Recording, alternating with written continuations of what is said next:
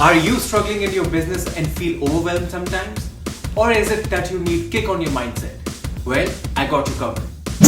Hello guys, my name is Sahas. I'm a real estate investor and I also own a digital marketing company. Today in this video, I'm going to talk about how fitness or physical exercise changed my life, my business, and brought more discipline. Before we dive right into the video, please do subscribe to my channel and press the bell icon for the latest updates. Now, some of you would be like, why this guy is talking about fitness when I needed some tips on the business? Well, to be honest, they're both related. Now, let me show you how.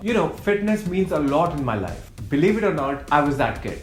No, I'm serious, that's me. At the age of 15, I'd been around 180 pounds and I know how it feels like being a chubby little fellow. Physical fitness has helped me a lot in gaining mental strength in my life. What I have noticed is that I'm more patient and have more endurance by adding fitness in my life. And this has helped me a lot to perform better in my business as well.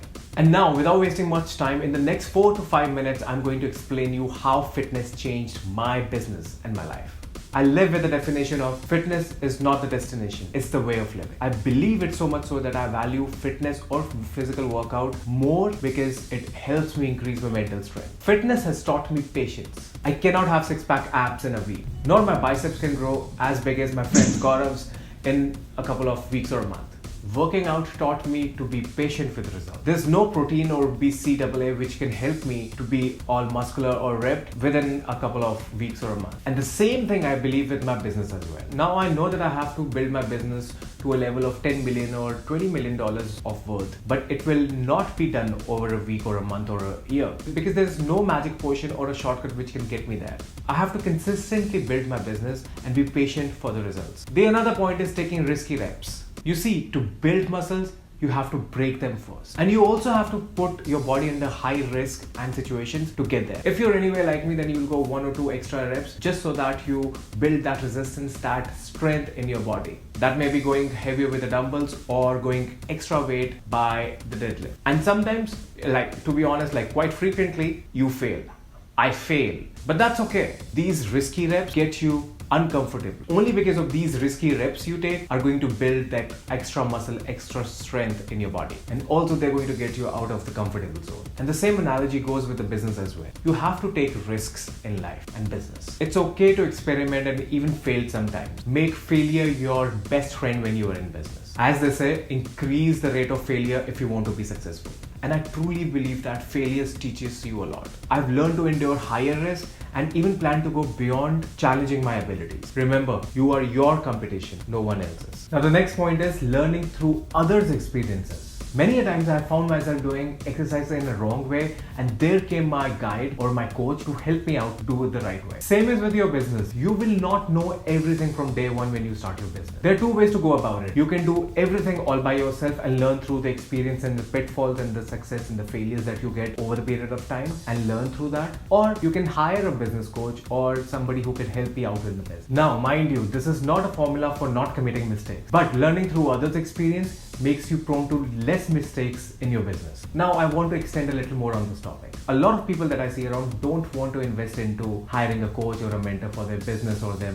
personal development or whatnot. And people think that it's a waste of money and they will do it on their own. But that's great. Nobody is stopping you from doing it on your own, just to be clear. Mentorship doesn't mean that your mentor is going to work on your behalf and do all the work for you.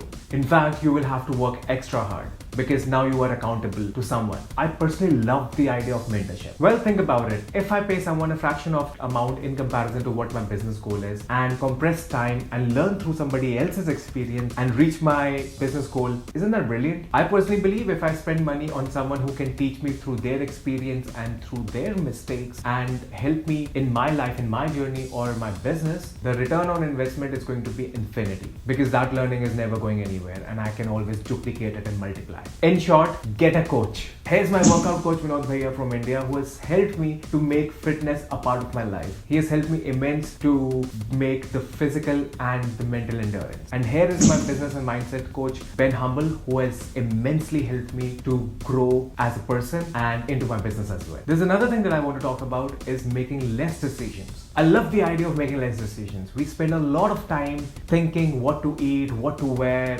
or simply what should I post today on the social media. Well, I don't like to cloud my mind with such unproductive things. I have a very limited wardrobe, mostly black black or grey t-shirts and couple of blue jeans. Not that I don't like any other colors, it's just that I don't want to waste my time and energy into thinking what should I wear and what do I need to shop. I don't have time for that. And I really don't care about many big brands too. Whatever fits me well and suits me, I'm good to go. And same is with my eating habit as well. I've been having the same meal for lunch from the last 2 to 3 years without making any changes. Well, I don't want to experiment with my food because of a couple of reasons. One is that I don't want to be disappointed by something that I ordered or had something outside and I'm disappointed because I didn't like it or there were so many options to pick from. So I don't want to put myself into that situation. And the second reason is that if something is working out for me, why the hell I would want to change that? Now you guys must be wondering, is this guy a robot or what? Well, just to break it down for you guys, I'm as human as you are. And I do have cravings in between and I have sometimes in between I like to have pizzas or anything out of the box. So that's perfectly fine. But in most of my routine, I stick to the plan that I have. Now I can spend more time into evaluating what I need to do in terms of my business and my life instead of wasting time in thinking what do I need to wear or where do I need to shop and what do I need to eat. It's like erasing cache memory from your browser or your computer. Sorry, nerdy joke.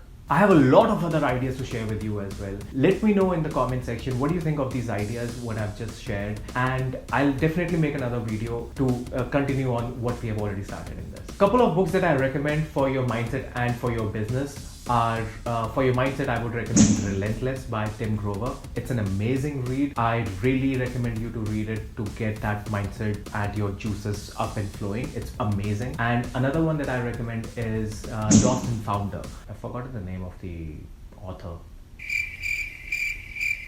Yes, it's Rand Fishkin.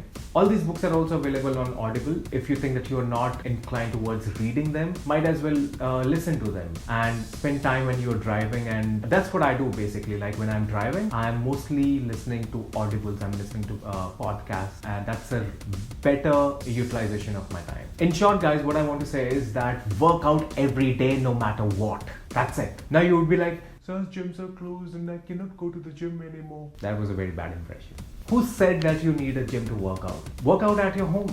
I make sure that I do at least 2 body parts inclusive of push-ups when I am working out from home. I make sure to do minimum of 100 push-ups every single day. I would recommend you start with push-ups because push-ups is really great in building up upper body strength. It will also bring on more endurance and stamina over the period of time. If you think that you can do 10, do 10. But make sure the next week you do 12. You have to keep on adding 1 or 2 on top of it every other week. You have to make sure of that. It's like a compound effect. You will not reach doing 50 in the first 2 or 3 weeks or a month, but I'm sure you will reach there by 4 months. Recently, my buddy David Shapiro has reached 50 push-ups when he could not even do 12 push-ups. And that's just because of his patience, his consistency and discipline, which helped him to compound and get them to 50 from 12. It's a huge achievement and you guys can also do it. By the way, my highest push-ups is 159 in one go. Just saying.